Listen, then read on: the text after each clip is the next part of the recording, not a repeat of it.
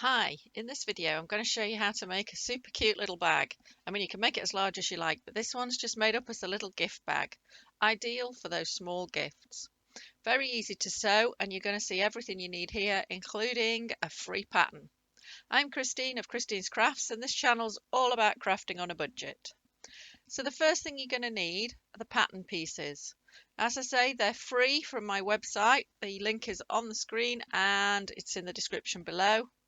You're going to need two different fabrics, one for the outside and one for the lining of your bag.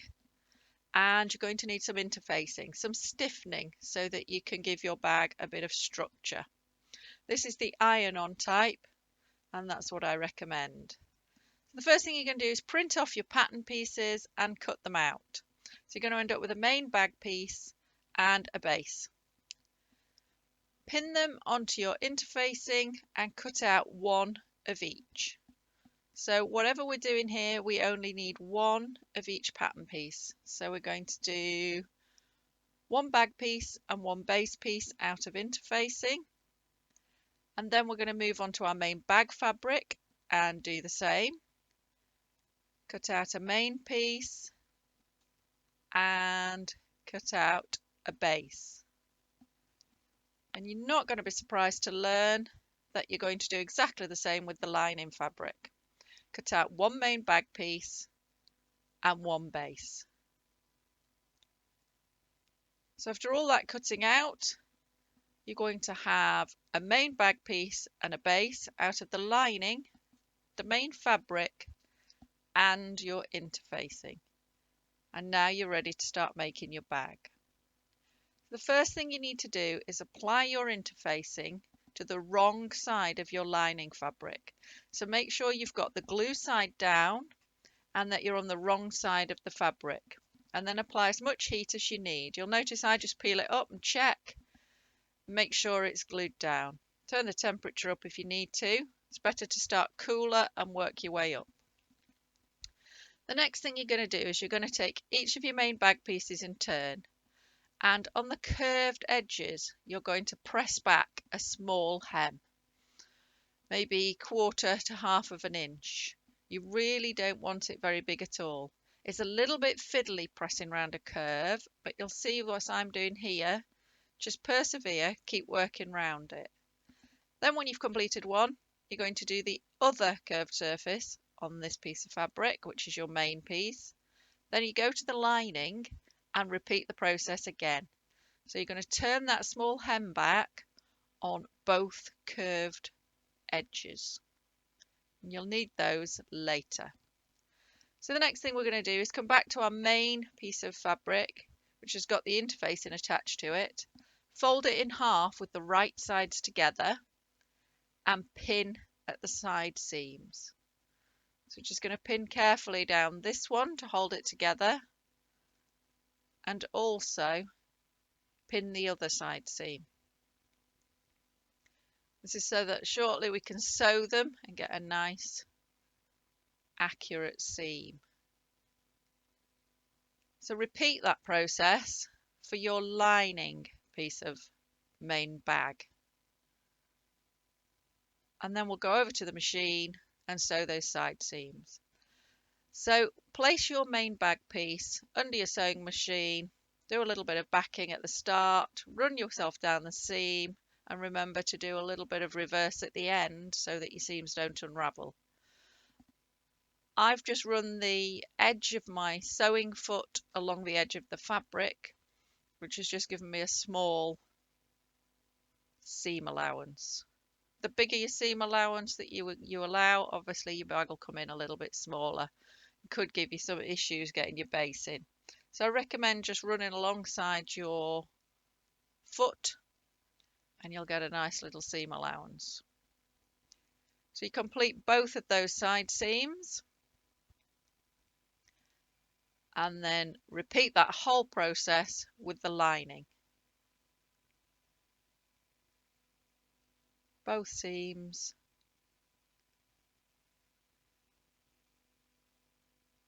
And then I'm using this board, which is for ironing sleeves, but you can just do it straight onto your ironing board or your ironing mat. But what you're going to do is open up each seam in turn and press it open. It means you get a much better finish on your bag at the end. No bulky seams getting folded the wrong way or bulking up. So do one and then do the other. Just open it up with your fingers, get the iron in and press it open. And repeat that for the other main bag piece. Now, just be warned, when you press iron on interfacing back like this, you can get glue onto your iron. So I have a special crafting iron. The other alternative is to be very, very careful. So once you've got those both completed, you're going to take the lining main bag piece and you're going to pin the base to it. You pin them together, right sides together, pin either end, and then pin halfway down each side. And then just work the bit in between carefully. You're working on a curve, so it's not always easy. Just work it and keep repinning. You could always take a pin out and redo it to get it to go smooth and get a nice surface. You're working that curve in. Make sure you get pinned all the way around so that that base will go securely into that bag. You can see I'm adjusting mine. And then repeat the whole process for the main bag. Now this time you've got your interfacing on, so it's a little bit trickier because everything's a little bit stiffer, but it's exactly the same process.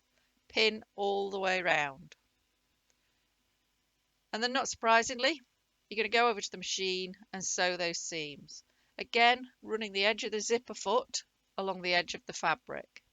Just go in short bursts. You're going to work your way around a curve. Things will try and move out of the way. Just keep making sure everything's right and keep working a bit more. On your curve, you may need to adjust. It's absolutely fine to lift the foot, providing you always make sure your needle is in through the fabric first to hold it in place.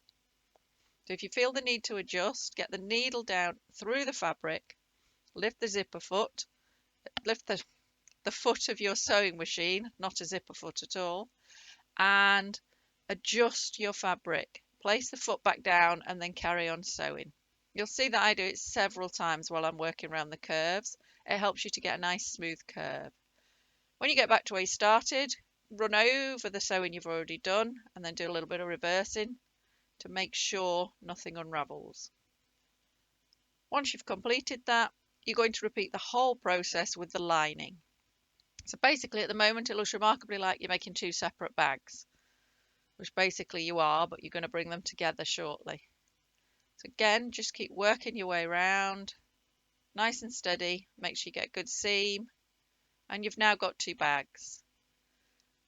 All the way around that seam you've just sewn with the base to the main bag, clip it. That means make little cuts into your seam allowance, making sure you don't actually reach your seam. You don't want to cut your seam, so do this slowly and carefully. The most important is that you're doing it on the curves at the end, because it'll allow your curves to sit nicely when we get this bag completed. So now we're going to take the main bag piece and turn it the right way out. So we're starting to see our bag and how it's going to look. So just run your finger around those seams at the bottom and make sure you get that nice bag shape. The lining piece, you keep it the way out it already is, inside out, and feed it inside the main bag piece. And just poke your hand in and get it to lie reasonably flat. Now remember those seams we pressed on the curved edges? We're going to use those now. So make sure you press back onto those folds and line up the side seam of the liner with the side seam of the main bag and pin them together. Go straight opposite that and pin at the top, and then you're going to pin all the way around these curved edges. So this can be a little bit tricky. Curves are often tricky. So just work steadily and slowly and keep making sure your fold is exactly where it should be. You'll see they keep popping out. Just fold them in and get them to line up. It's worth taking a bit of time on this. You don't want your lining fold poking out from your main bag, but equally well. You don't want it too far in. Once you're happy with it, you're going to go to the other hole and repeat the process. So I've sped this up a lot so that you don't get bored watching me, but you're going to get to the point where you've got them both pinned nicely, making sure everything lines up and everything is smooth. If you're not happy, just undo some pins and redo it. Now is the time to make sure you're happy with all of these bits for this bag.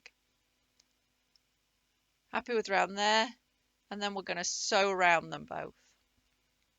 Now when you're making the small version of this bag, this is really quite tricky because you've got to squeeze that stitch, that seam that you're going to do under that foot without any of the other rest of the bag getting caught. It can be a challenge, but just set off and then move your way along, taking your pins out as you go. Keep turning around that curve, keep adjusting the bag, making sure nothing else gets caught under there that shouldn't. And you're just going to work your way slowly around the seam. If you don't like pins and you're using clips, that's absolutely fine. Just work your way around slowly and steadily. It is fiddly. Don't get too frustrated. You'll get there. I recommend doing the seam as close to the edge as you can to make sure that you're catching both folds in nicely and you don't miss anything, you don't get any edges poking out.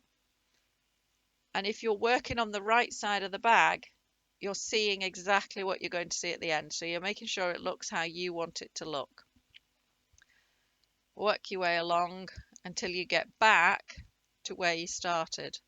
And just go over the stitches from the start slightly, do a little bit of reversing just to make sure nothing comes undone. You'll see I'm getting back to my threads now. Just make sure it's all lined up, over it, reverse, and then you can remove it from the machine and cut your threads off. Once you're happy with it, you're going to do exactly the same with the other one. Okay, so I've sped this up, but it's a repeat. You're just going to work your way around that seam really carefully. And then that's it. Your bag should be completed. And you can enjoy it for whatever you want to use it for. I use these tiny bags as little gift bags, but you might choose to put your cotton wool pads in them or anything else that you can think of. I use a larger one of these to put yarn in, and they just work really nicely. And I've known people make a bigger one again and use it for a shopping bag. So feel free to scale your pattern up or down and make your bag for whatever you need it for. So thank you for watching, and I hope you've enjoyed this tutorial and that you're going to enjoy making your bags. Please give me a thumbs up below, leave me some comments, and remember to subscribe so that you'll catch all my videos in the future. Thank you.